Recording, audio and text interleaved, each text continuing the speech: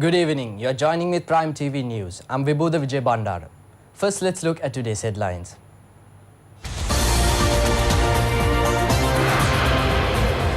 The minimum fine imposed on 7 traffic offences raised to 25,000 rupees. The President says intervention of the intellectuals is more important than the role of the politicians. Interviews for recruiting 2 hangmen held. Angeline bids adieu to the nation. 30 confirmed dead in China forest fire.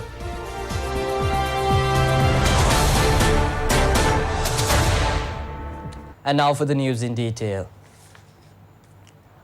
Minimum fine imposed on 7 traffic rules violation offences has increased up to 25,000 rupees. Ministry of Transport and Civil Aviation states that the relevant gazette has already been issued. The amended fines will be presented in Parliament and turned to be a law. Accordingly, the Act of Motor Vehicle Transportation will be updated. The decision to increase the fine was taken by a committee of 5 experts appointed by the President. The new amendment will be in effect for offences: driving without valid driving licence, letting people who do not possess a driving licence driving vehicles under the influence of alcohol or drugs, entering a vehicle into a railway line carelessly, driving an uninsured vehicle, driving floating speed limits and overtaking vehicles from the left. President Maithripala Sirisena says in the process of overcoming economic and social challenges before the country, the intervention of the intellectuals is more important than the role of the politicians. The President, participating in the inaugural ceremony of the Innovate Sri Lanka 2019 exhibition held at the BMICH, said that to conquer the challenges before the nation, the participation of the intellectuals is needed promptly.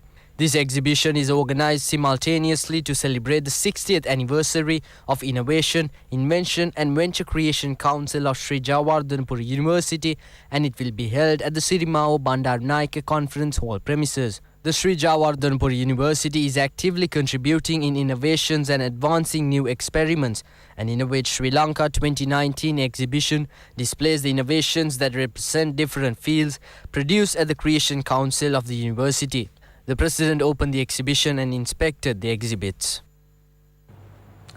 The interview for recruiting 2 individuals for the position of hangman commenced today. 39 persons faced the interview today at the headquarters of the prison department in Borella. 15 shortlisted candidates underwent a medical inspection after the interview. 79 applicants have been called for the interview. And now for the next story.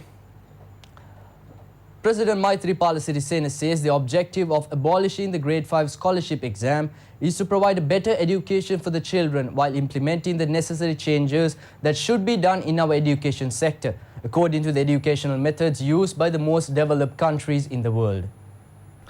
The President made these remarks addressing a ceremony held at the Subharati Mahavidyalaya in Godagama yesterday. President Sirisena further said that a program will be implemented in the future under the guidance of the education specialists to hold an examination in grade 7 or 8 instead of the grade 5 examination, and to lead the students to select their respective fields based on that examination results. He also pointed out that through this process, the students will receive an opportunity to obtain higher studies in the fields of medicine, engineering, mathematics, agronomy and technology. The President further made remarks that the Grade 5 scholarships have an issue related with the science of education. The Grade 5 scholarship scheme was started to provide an opportunity for children of poor families incapable of providing an education to study at a government school and provide them an allowance. Yet the Grade 5 scholarship that has become an exam and a milestone for children to enter so-called popular schools, and it has emerged as a serious issue in the field of education, the President pointed out. He added that 86% of students who enter into universities are not the children who have passed the Grade 5 scholarships exam, according to statistics. The awards was presented to the outstanding student by the President. A female student has painted a portrait of the President and presented that to the President in this event. Chief Minister Western Province Isuru Devapriya presented a memento to the President as well. Awurudu Nakat Seethua was handed over to the President Maithripala Sirisena today at the President's official residence in Colombo. In keeping with the tradition, this was handed over to the President. The Awurudu Nakat Seethua includes the time of the dawn of the new year, non-auspicious period prior to the dawn of the new year, and the auspicious time for cooking meals, commence transaction, partake first meal of the new year, anoint oil and leave for work. Sajid Premadasa, Minister of Housing, Construction and Cultural Affairs, Secretary to the Ministry Bernard Wasantha, Director General of Cultural Affairs Anusha Gokula and others participated on this occasion.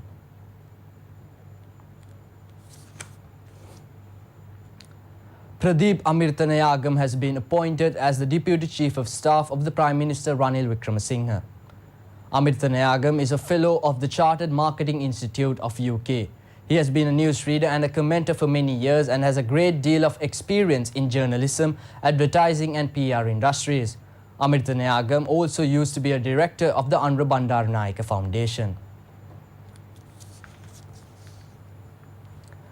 Marking the initiative to uproot drug menace, the whole nation will take a Bak Maha Divrama tomorrow to commit themselves to control and eliminate the illegal drugs. Bak Maha Divrama main function will be held at the Independence Square in Colombo under the patronage of President Maithripala Sirisena at 8:15 am tomorrow. Representatives of all religions, members of the government and opposition members of the parliament, governors of the provinces, chief ministers and representatives will join this oath taking against the drugs. This event will be live streamed through electronic media and will be simultaneously telecast to institutions, public servants, school children and the general public.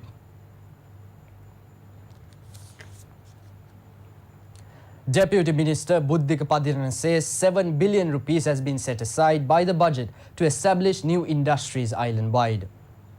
The Deputy Minister made the comment when he inspected issues of the entrepreneurs who have invested in the Poon Thottam Industrial Park in Vaunia.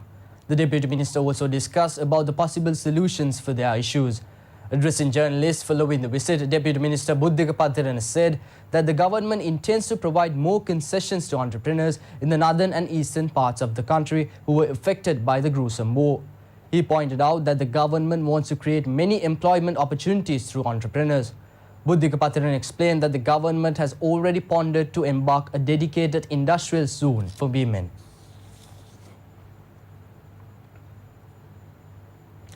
Veteran vocalist Angeline Gunatilaka, who enthralled Sri Lankan music lovers for more than 6 decades, bade adieu to the nation today.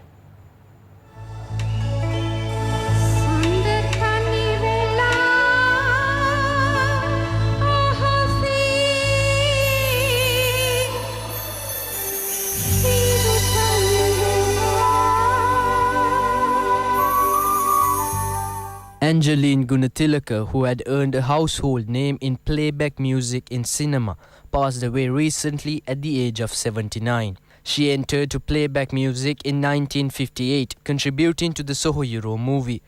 She has sung hundreds of songs during her career. The last rites were held at the Borella Cemetery this afternoon. A large number of artists in Sri Lanka attended the funeral.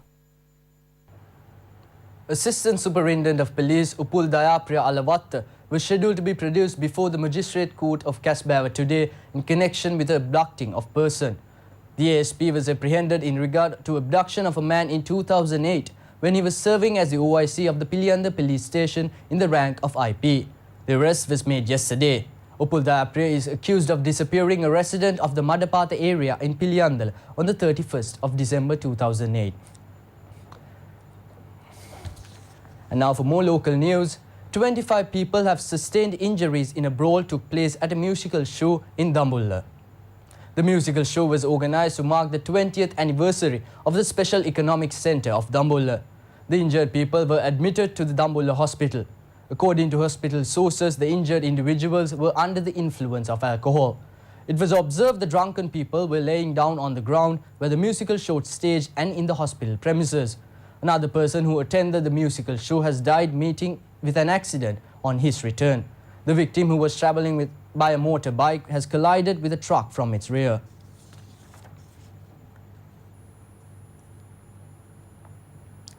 2 people have been killed in an accident that took place at the Pelatiava area in Dimulagal on the Mahayangana-Polonnuru main road.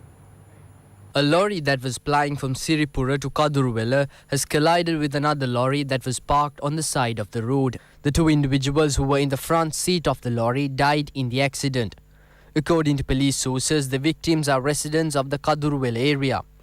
Meanwhile, another man was killed in a road accident happened in front of the Muskelia Hospital on the Hatton-Muskelia main road. An employee of the Decoy Base Hospital was killed in the accident. The employee who was returning to his home from medical officer's office of Muskelia was hit by a trishaw. An individual was travelling by the trishaw also sustained injuries. Annual Research Congress organized by the Postgraduate Institute of Humanities and Social Sciences of the University of Peradeniya was held recently at the institute under the page of Vice Chancellor of the University, Professor Upul B. Disanayake. The keynote address of the event was delivered by Assistant Representative of the UNDP in Sri Lanka, Andrew Q. Soa. The event was attended by Director of the PGIHS, Professor J. M. Anand Jayavikrama, and Dean of the Faculty of Arts, Professor O. G. Dayaratna Banda. An array of scholars in humanities and social sciences presented their papers in the Congress. Undoubtedly, Sri Lanka has achieved a high level of human development and numerous successes during the NPG era, particularly in terms of health, education, and poverty reduction. Since the endorsement of the 2030 Agenda and SDGs, the government of Sri Lanka and partners has undertaken numerous measures to accelerate the implementation in country. For example, in terms of financing the SDGs, the country has recognized the need to improve domestic revenue collection capacity and is taking action to simplify the tax structure while broadening the tax base. Recognizing the need for transformation into a more innovative knowledge-based economy, Sri Lanka is currently aiming at improving the technology and digitalization in some sectors.